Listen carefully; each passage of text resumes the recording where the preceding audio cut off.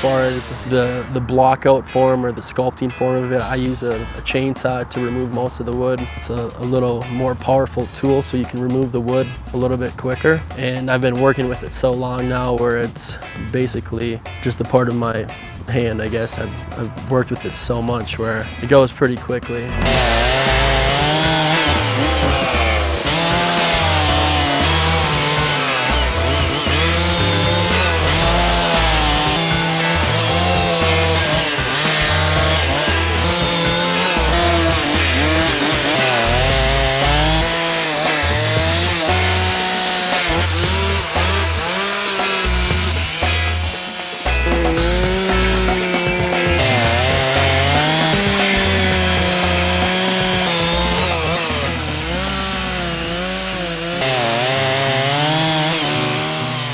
You're working with a cylinder, and it's very hard to come up with a design that you can fit everything inside the cylinder. That's really the most challenging part. I guess when I sketch the piece, that's in my mind, I'm in somewhat shape or form, I'm carving it at the same time, and that helps a lot. I'll sketch it from each side. When you're working so close to it, it's really hard to tell what looks right and proportion-wise, so you do have to step back and look.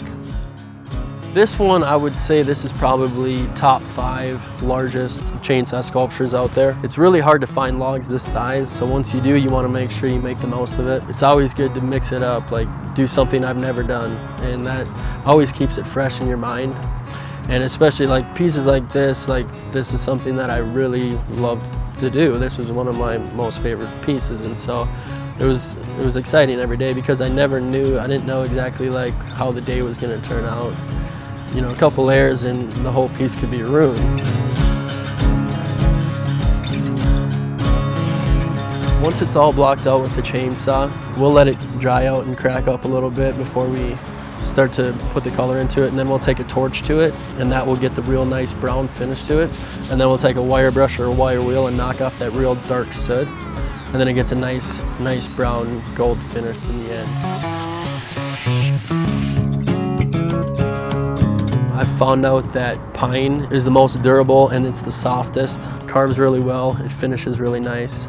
And that's for more of the production pieces, but obviously like the piece behind me, that's a cottonwood tree. Main reason I use cottonwood is because that's basically the only thing you can find in that size. The piece that I did before this 4 or 5 years ago on this same scale seemed like it was a lot more difficult. And now that the years have passed, like the different techniques that I've done, like the way I sharpen my saws a lot differently. Just the cuts are a lot cleaner. The saws have changed a little bit too, so the vibration's not quite as bad in my hand. It's a very rewarding job.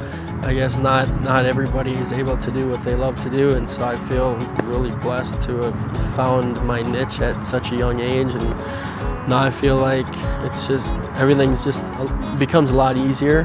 My name is Jarrett Dahl, and I'm a professional chainsaw artist.